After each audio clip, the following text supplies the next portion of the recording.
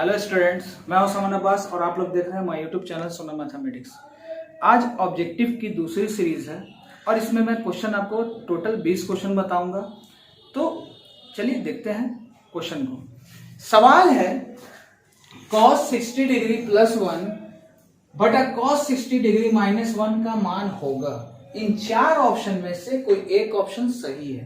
तो चलिए देखिए बनेगा कैसे, इसका सॉल्यूशन करने जा रहे हैं। ठीक है, देखिए बाबू करेंगे क्या। cos 60 का वैल्यू कितना होता है 1/2 प्लस 1। ठीक है, cos 60 का वैल्यू कितना होगा 1/2 माइनस 1। ठीक है, अब देखिए करेंगे यहाँ पर ये कि इसका एलसीएम लेंगे। इसके नीचे छिपा है 1, भिन्न का जोड़।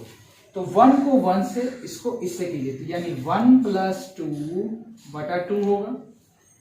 1 2 को 1 से किया 2 बटा 2। ये 2 आप कैंसिल कर दीजिए। ठीक है, 1 और 2 जोड़ेंगे कितना होगा 3, और 2 में से 1 जाएगा तो क्या बचेगा -1। तो पॉजिटिव माइनस क्या होता है, प्लस माइनस क्या होता है माइनस, यानी इसका ऑप्शन होगा -3। चलिए देखते हैं नेक्स्ट क्वेश्चन।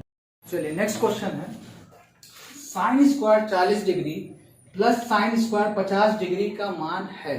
तो इन चार में से कोई एक ऑप्शन सही है। तो देखिए फिलहाल बनाएंगे कैसे। साइन स्क्वायर 40 डिग्री, इसको क्या करना है, कन्वर्ट करना है। तो देखिए हम करेंगे क्या, साइन स्क्वायर लिख दिया। 90 में से आप क्या घटाते हो तो 50 बचता है, तो हम क्या घटाते हैं भाई 40। और आपने फॉर्मूला पढ़ा होगा साइन 90 माइनस थीटा जो है वो किस में चेंज हो जाता है, कॉस थीटा में। अच्छा, तो इसी से फॉर्मूला बनता है साइन स्क्वायर 90 माइनस थीटा बराबर क्या होगा कॉस स्क्वायर थीटा। तो इसका मतलब ये हुआ कि ये जो साइन स्क्वायर 40 डिग्री है ये साइन स्क्वायर 90 माइनस थीटा है। साइन स्क्वायर 90 माइनस थीटा यानी क्या होगा कॉस स्क्वायर थीटा, यानी कॉस स्क्वायर 40 डिग्री।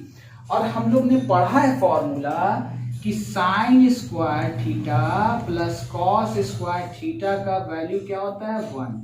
हमने फॉर्मूला पढ़ा है ना, त्रिकोणमितीय सर्वसामयिका 8.4 में आएगा कि sine square theta plus cos square theta का वैल्यू कितना होता है 1।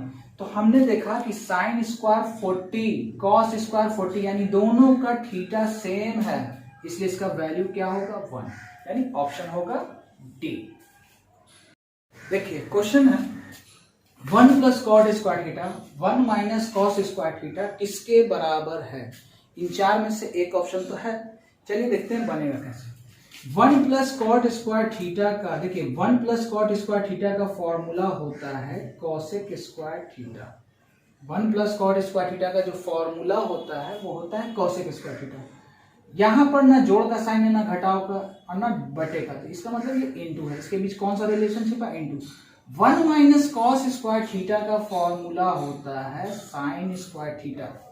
ठीक है, और एक बात जान लीजिए कॉसेक थीटा को भी हम चेंज कर सकते हैं। ठीक है, कॉसेक का फॉर्मूला होता है, इस कॉसेक का फॉर्मूला होता है 1/साइन स्क्वायर थीटा।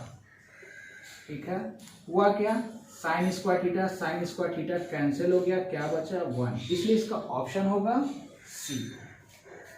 चलिए देखिए अगला क्वेश्चन है 5 साइन ए बराबर 8 कॉस ए। तो वैल्यू किसका निकालना है, कॉट ए का। तो देखिए पहले हम यहाँ पे फॉर्मूला लिख देते हैं। कॉट ए का जो फॉर्मूला होता है ना वो होता है कॉस ए बटा साइन ए। ठीक है, ये फॉर्मूला है। ठीक है, देखिए हम करने क्या जा रहे हैं, देखिए यहाँ 5 साइन ए यानी इन दोनों के बीच क्या है इनटू, और ये है 8 इंटू कॉस है, यहां पर भी इंटू है। देखिए बाबू हम करने क्या जा रहे हैं कि नंबर को हम एक जगह फेंक दे रहे हैं। 8 गुना में तो इधर आ जाएगा डिवाइड में, साइन गुना में इधर आ जाएगा डिवाइड में। ठीक है, अब आप ध्यान से देखिए ये जो 5/8 है हमने लिख दिया। कॉस बटा साइन ए किसका फॉर्मूला होता है, कॉटे का। इसका मतलब कॉटे का जो वैल्यू आएगा वो आएगा 5/8, यानी ऑप्शन डी।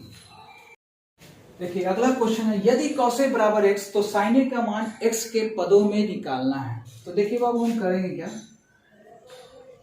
अभी हमने पहले ही फॉर्मूला बताया था कि साइन स्क्वायर ए प्लस कॉस स्क्वायर ए बराबर होता है 1।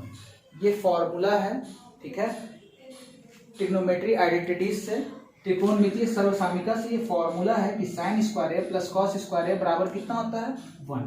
देखिए कॉस ए का वैल्यू दे रहा है x, यहाँ किसका वैल्यू दे रहा है, ध्यान देना, कॉस एक्स का। चलिए साइन स्क्वायर ए हमने वैसे ही रखा, हमने x लिख दिया, पावर कितना था 2 बराबर 1।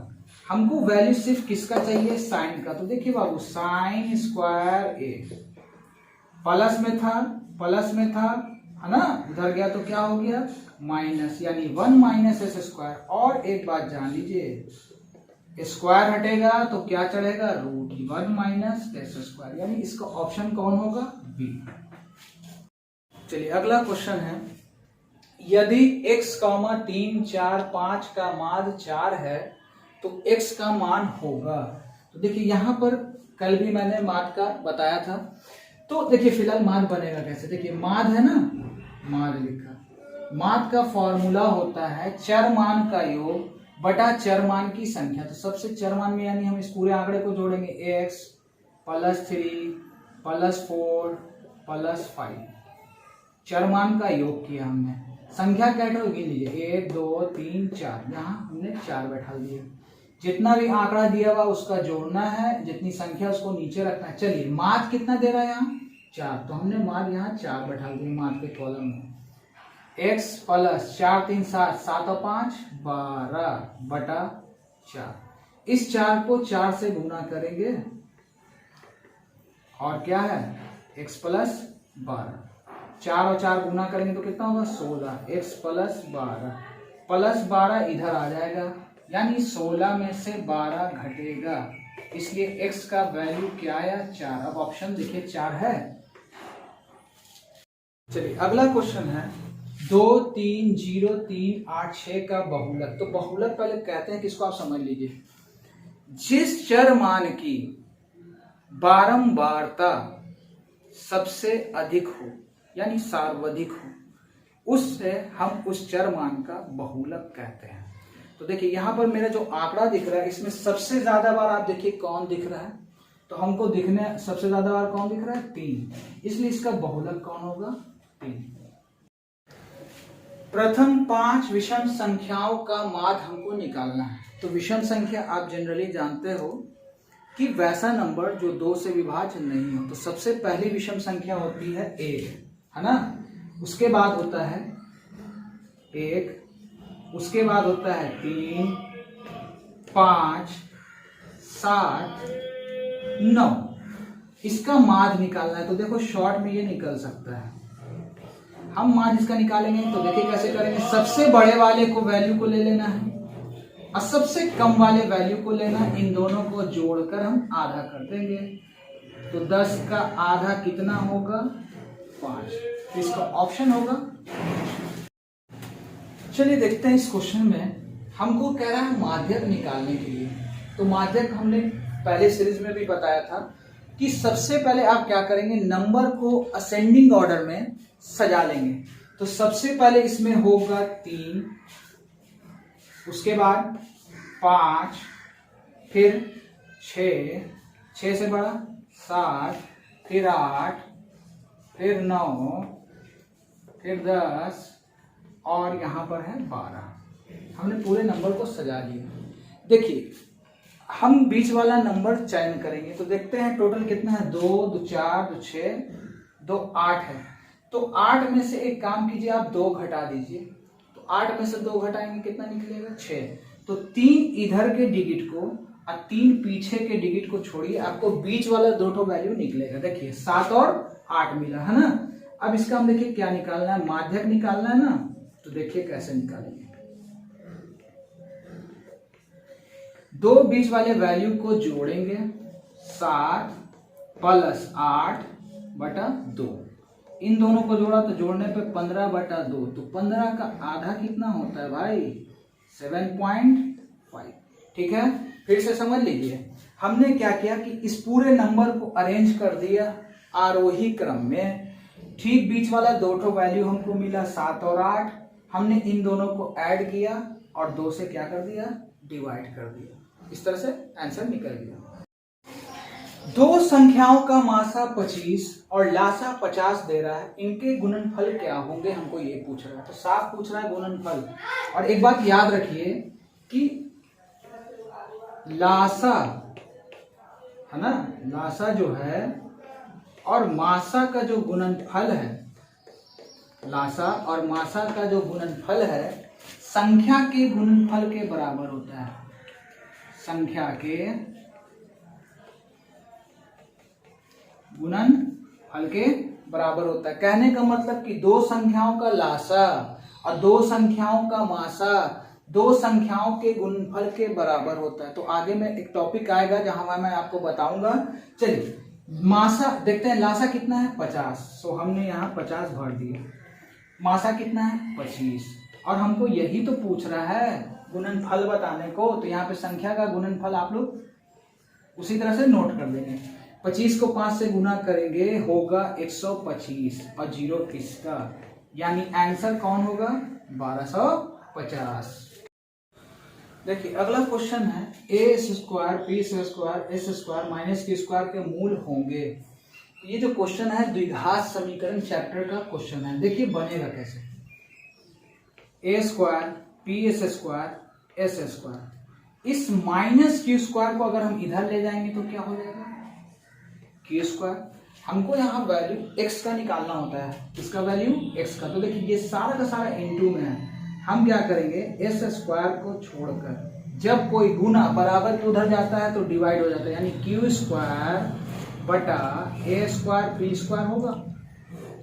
और एक बात याद रखिए, जब भी हम द्विघात समीकरण के मूल निकालते हैं तो मूल जो है 2 निकलता है। कितना निकलता है 2। तो यहाँ पर स्क्वायर हटेगा, रूट लाएंगे और साथ में क्या लाएंगे प्लस और माइनस, यानी q स्क्वायर बटा a स्क्वायर पी स्क्वायर। ठीक है, अब देखिए क्या होगा, प्लस माइनस रखेंगे, ये स्क्वायर ये रूट कट गया यानी q हो गया बाहर, और ये स्क्वायर ये रूट भी कट गया यानी हो गया बाहर, p से ये भी कैंसिल हो गया यानी बाहर।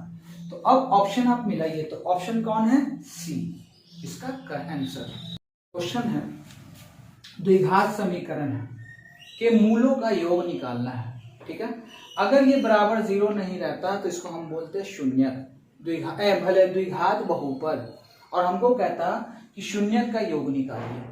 तो आपने शून्यक का योग पढ़ा था, alpha plus beta minus b by a. तो वही चीज है, अगर बराबर 0 लग जाता है तो ये मेरा समीकरण तैयार हो जाता है। हमको मूलों का योग निकालना है। मूलों का योग यानी अल्फा प्लस बीटा, ठीक है, माइनस बी बाई ए। अब करना क्या है, ए की जगह पे कौन है 4 है ना। देखिए ध्यान से, s square plus b x plus c बराबर 0, ये फॉर्म होता है द्विघात का। ए की जगह पे कौन है 4, बी की जगह पे कौन है 4। चलिए हमने फॉर्मूला माइनस का रखा, बी की जगह पे कौन है 4, ए की जगह पे आप देख सकते हो यहाँ कौन है 4। तो 4 के टेबल से 4 कैंसिल हो गया, कितनी बार में एक बार में, यानी ऑप्शन होगा -1। क्वेश्चन है अल्फा बीटा गामा, ये त्रिघात बहुपद मेरा दिया हुआ है, शून्यांक है, यानी इसका जो है पावर कितना है 3 ना, तो इसके 3 शून्यक दिए हुए हैं। हमको alpha into beta into gamma का मान बताना है। तो देखिए करेंगे क्या, अल्फा इंटू बीटा और इस गामा का फॉर्मूला होता है -d/a। हमने जो ये वैल्यू रखा है ना, ये फॉर्मूले से रखा है। आपको फॉर्मूला याद रखना होगा कि त्रिघात बहुपद के तीनों शून्यक का गुणनफल ये होता है -d/a। तो देखिए अब आप हड़बड़ा के यहाँ पे ऑप्शन मत मार देना, d/a इसका आंसर हो गया। ध्यान से देखिएगा, त्रिघात बहुपद का जो रूप होता है आपको वो याद रखना है, ax³ फिर bs square plus cx plus d, ये रूप होता है त्रिघात का। किसका रूप, त्रिघात का, यानी जिसका पावर 3 से स्टार्ट हो। आप लोग ऐसे माइंड में रखिएगा। तो देखिए a की जगह पे बैठा है c, b की जगह पे बैठा है d, c की जगह पे बैठा है a और d की जगह पे बैठा है b। तो हमने यहाँ माइनस रखा, d की जगह पे कौन है बी, और ए की जगह पे कौन है, सी, तो इसका ऑप्शन होगा डी। फिर से सुन लीजिए, alpha into beta into gamma का फॉर्मूला माइनस डी बाई है, तो बच्चे क्या करते हैं, ऑप्शन में देखते हैं कि माइनस डी बाई है, टिक आउट कर देते हैं। आपको ध्यान देना है कि ए के प्लेस पर कौन बैठा है, बी के प्लेस पे कौन बैठा है, सी के स्थान पे कौन बैठा है, डी के स्थान पे कौन बैठा है। तो यहाँ क्वेश्चन आप है तो इजी, लेकिन धोखा दे रहा है, तो आपको इसको समझना होगा। चलिए अब चलते हैं नेक्स्ट क्वेश्चन। देखिए क्वेश्चन है, दो वृत्तों की परिधियों का अनुपात, कोई दो वृत्त है उसकी परिधि का अनुपात 2:3 हमको दे दिया है, हमको उसकी त्रिज्याओं का अनुपात बताना है। तो ध्यान से देखिए बनेगा कैसे। हम यहां लिख देते हैं अनुपात, ठीक है। देखिए यहां पे दो वृत्त के बारे में डिस्कस हो रहा है, तो हम ऊपर में लिख देते हैं पहले वृत्त की परिधि। आप लोग यहां पे लिख लोगे पहले वृत्त की परिधि, नीचे में दूसरे वृत्त की परिधि, पहले वृत्त की परिधि, दूसरे वृत्त की परिधि। फिलहाल हम यहां शॉर्ट में इसका अब वैल्यू रख देते हैं 2πr1। ये 1 लगाने का पर्पस ये है कि आपको समझ में आ जाएगा, पहले के लिए है। वृत्त की परिधि का फॉर्मूला होता है 2πr। वृत्त की परिधि का फॉर्मूला क्या होता है, 2πr। चलिए लिख ही देते हैं, वृत्त की परिधि, है ना, वृत्त की परिधि का फॉर्मूला होता है 2πr। हमने r1 इसलिए लगा दिया ताकि आपको पता चले पहले वृत्त की परिधि, और यहां दूसरे वृत्त की परिधि, इसको रिप्रेजेंट r2 से कर दिया। चलिए दो वृत्तों की परिधि का अनुपात दे रहा है, कितना दे रहा है भाई, 2:3। तो हम यहाँ 2:3 बैठा दिया, 2/3, ठीक है। 2 से 2 कैंसिल, पाई से पाई कैंसिल, r1 और r2, यानी r1 अनुपात को बटा भी आप कह सकते हैं। R1 और R2 का वैल्यू जो आया, कितना आया, 2:3, यानी इसका ऑप्शन कौन होगा, 2:3। देखिए क्वेश्चन है कि द्विघात समीकरण, हमको विवेचक निकालना है। क्या निकालना है, विवेचक। इसको विवेक्तर भी कहा जाता है, अंग्रेजी में बोलते हैं डिस्क्रिमिनांट। देखिए सबसे पहले हम क्या कर रहे हैं कि इसको नोट कर देते हैं यहाँ पर आपको समझने के लिए, ठीक है। सबसे पहले आप वैल्यू लिख लीजिए, ए की जगह पे कौन है, 2, ABC, ए की जगह पे 2, बी की जगह पे कौन, -4, और सी के प्लेस पे कौन बैठा है, 3। देखिए द्विघात समीकरण का फॉर्म होता है a² + bx + c = 0। तो a की जगह पे कौन था, 2, b की जगह पे कौन था, 4, c की जगह पे कौन था, 3। विवेचक का फॉर्मूला होता है, इसको d से डिनोट करते हैं, फॉर्मूला होता है b² - 4ac, b² - 4ac। तो b की जगह पे कौन है भाई, -4, 4 इंटू, इन सब के बीच गुना का रिलेशन होता है, 4 गुना a गुना c। a की जगह कौन है, 2, c की जगह कौन है, 3। 4 का स्क्वायर अगर आप करोगे तो कितना होगा, 16। और हम कभी भी किसी नेगेटिव के ऊपर सम संख्या दिखे वो हमेशा पॉजिटिव साइन देता है, याद रखिएगा। 4 दूनी 8, 8 तिये 24। तो 24 में से 16 घटाएंगे तो क्या बचेगा, 8, क्योंकि 24 बड़ा है इसलिए इसके आगे का कौन सा साइन होगा, -8। तो ऑप्शन कौन है, -8। क्वेश्चन है, एपी का सामान्य पद 3n+5 है तो सारवंतर होगा। तो आप लोग ने अगर एपी पढ़ा है तो एपी में पढ़ा होगा tn, ठीक है, इसको हम tn बोलते हैं। सामान्य पद का मतलब क्या है, tn, या आप इसको an भी बोल सकते हो, ठीक है। 3n+5, यानी समान पद जो है वो 3n+5 है।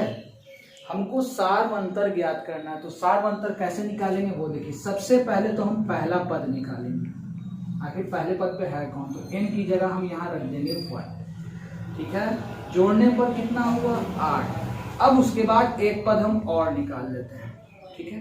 3 × 2 + 5, हमने n की जगह क्या बैठा दिया है, 2। तो भैया 3 दूनी 6, 6 और 5 11। अब देखिए पदांतर या सारवंतर, सारवंतर को पदांतर भी कहा जाता है। तो हो सकता है एग्जाम में सारवंतर ना देकर आपको वहां पदांतर दे देगा। ठीक है। तो देखिए डिफरेंस कैसे निकालेंगे। डिफरेंस जब भी निकालेंगे तो इसको याद रखना कि आगे वाले पद में से पिछले वाले पद को घटा दिया करते हैं। जैसे मान लीजिए पहला पद और दूसरा पद, तो दूसरे पद में से पहले वाले पद को क्या करते हैं, घटा देते हैं। ठीक है, यानी T2 माइनस T1, सीधी सी बात, T2 माइनस T1। तो T2 पे कौन है भाई 11 और T1 पे कौन है 8। ठीक है, घटा कितना आया 3, तो इसका आंसर कौन होगा 3। 5 K 11 एपी में है। तो मैं अभी आपको एपी भी समझाऊंगा कि एपी है क्या। के का मान निकालना है। तो देखिए बाबू सबसे पहले हम क्या करेंगे, यहाँ पर इस वैल्यू को लिख लेते हैं। ठीक है, समझने के लिए हम यहाँ लिख देते हैं 5 K 11। अभी मैंने आपको बताया था कि कभी भी हम सारवंतर निकालते हैं, एपी कहते हैं किसको, जिसके सभी पदों का अंतर या तो धनात्मक में या तो ऋणात्मक में बराबर हो। जैसे कि आप लोग ध्यान से देखिए, यहाँ नंबर 2 है, 4 है, 6 है, 8 है। तो आप ध्यान से देखिएगा, 2 में 2 जोड़ा 4, 4 में 2 जोड़ा 6, 6 में 2 जोड़ा 8, या हो सकता है 100, 90, 80, 70, 100 में 10 घटा 90, 90 में 10 घटा 80, 80 में 10 घटा 70। तो इस तरह से वैल्यू आ रहा है ना। तो एपी किसे कहेंगे, जिसके सभी पदों का अंतर जो है वो क्या हो, आपस में बराबर हो। देखिए ये क्वेश्चन तो खुल के बोल रहा है कि एपी में है, इसका मतलब इसके बीच का जो डिफरेंस है वो क्या होगा, बराबर होगा। हमको के का वैल्यू निकालना। तो देखिए करेंगे क्या, 4 में से 2 घटाइएगा तो 2 बचेगा, 6 में से 4 घटाइएगा तो 2 बचेगा, 8 में से 6 घटाइएगा तो 2 बचेगा, यही ना। देखिए यहाँ पे क्या कर रहे हैं, आपको पहले भी बताया है कि आगे वाले पद से पिछले पद को घटा देना। तो देखिए के में से 5 को घटा दो। ठीक है, 11 में से किसको घटा देंगे, 5 को। और सारवंतर एपी का बराबर होता है, सारवंतर एपी का बराबर होता है, इसलिए हमने बराबर का साइन दिया। इसमें से इसको लेस किया, इसमें से इसको लेस किया। चलिए माइनस के इधर आ जाएगा तो ये हो जाएगा प्लस के, ये नेगेटिव के इधर आया प्लस के, और ये माइनस फाइव उधर चला जाएगा तो क्या हो जाएगा प्लस 5। ठीक है, के और के जुड़ गया, 2k आई हो गया 16, 2 के पहाड़े में 16, कितनी बार में 8 बार में। अब ऑप्शन इसके अनुसार कौन सा होगा, √2, √8, √18, √32 एपी में है। हमको सारवंतर निकालना है। तो देखिए बाबू सबसे पहले करेंगे क्या, हम √2 है, √2 लिख दिया, ये हो जाएगा आपका 2√2, ये आपका हो जाएगा 3√2 और ये आपका हो जाएगा 4√2। ये कंटिन्यू चल रहा है। अब आप कहोगे 2√2 हुआ कैसे, तो मैं यहाँ बताता हूँ। √8 को सॉल्व करके देखिए, 2 का स्क्वायर गुना 2 आप कर सकते हो। 2 का स्क्वायर मतलब 4, 4 दूनी 8 होता है ना। ये स्क्वायर ये रूट कट गया, 2 बाहर, बेचारा रूट एक तो 2 का जोड़ा नहीं बन रहा था, इसलिए 2√2 हो गया। ठीक है, उसी तरह से अब आइए √18, तो हम क्या कर सकते हैं, 3 का स्क्वायर इंटू 2 मान सकते हैं। तो 3 का पेयर बन रहा है तो 3 हो जाएगा रूट से बाहर, ये स्क्वायर ये रूट कट जाता है, बेचारा 2 नहीं बन रहा है, 3√2। अब उसी तरह से 32, 16 दूनी 32, यानी 4 का स्क्वायर गुना 2। ठीक है, हमने ये वैल्यू इस तरह से लिख दिया है। आइए हमको क्या निकालना है, सारवंतर ना। चलिए, यानी कॉमन डिफरेंस जो निकालना है। ठीक है, तो देखिए कैसे निकालेंगे, सार अंतर, ये तो एक्सप्लेन खुद कर दिया कि एपी में है, तो अब हमको ज्यादा टेंशन नहीं है। करना क्या है, इस वाले टर्म में से इस टर्म को हम घटा दे रहे हैं, यानी 2√2 में से किसको घटा देना है, √2 को। चलिए अब इसको हम थोड़ा सा समझाने के लिए अल्फाबेट पे लेते हैं। जैसे 2a में से अगर आप a घटाते हो तो क्या लिखते हो, a ना। तो एक बात माइंड में रख लीजिए, a आपका जो है वो चर का काम कर रहा था ना। ठीक है, तो हमने दो इसके आगे कितना छिपा है, 1, 2 में से 2 एप्पल में से 1 एप्पल घटाया तो सिर्फ 1 एप्पल बचा। तो यहां पर भी देखिए इसके आगे छिपा है 1। ठीक है, √2 जो है अल्फाबेट की भांति काम करता है, चर की भांति काम करता है, तो इसमें हम सीधा लिखेंगे पहले √2, यानी 2 में से 1 घटा 1 √2। तो आगे में आप 1 लिखिए, ना लिखिए तो ऑप्शन कौन सा होगा? 5 3 7 6 4 3 2 1 का परिसर लिखना है। परिसर का मतलब क्या है? परिसर का मतलब होता है किसी भी आंकड़े में जो भी हमको चर मान दिया है उसमें से उच्च सीमा में से निम्न सीमा के अंतर को परिसर कहा जाता है। तो चलिए हम फिलहाल उतना नहीं, फॉर्मूला आप लोग याद रखिए। परिसर का फॉर्मूला होता है उच्च सीमा माइनस निम्न सीमा। ठीक है, तो सबसे ज्यादा कौन है भाई इसमें? 7, और सबसे कम कौन है? 1। तो 7 में से 1 गया, कितना निकला? 6। इसका ऑप्शन 6 हो। क्वेश्चन है 2√2y² प्लस 5 प्लस √2 द्विघात बहुपद के शून्यक का गुणनफल होगा। तो आपको फॉर्मूला जरूर याद रखना है, शून्यक का योग क्या होता है, शून्यक का गुणनफल क्या होता है। तो चलिए शून्यक का गुणनफल, इसको हम लोग रिप्रेजेंट अल्फा इंटू बीटा से करते हैं। ठीक है, अल्फा इंटू बीटा फॉर्मूला होता है C/A। तो देखिए C की जगह पे कौन है? A, ये B, ये C की जगह है यहाँ √2, A की जगह कौन है? 2√2, है ना। तो ये √2 कैंसिल, कितनी बार में कैंसिल होगा भाई? 1 बार में। इसका मतलब इसका आंसर होगा 1/2, ऑप्शन C। आज के लिए इतना ही। अगर आपको वीडियो पसंद आई हो तो लाइक शेयर सब्सक्राइब करना ना भूलें।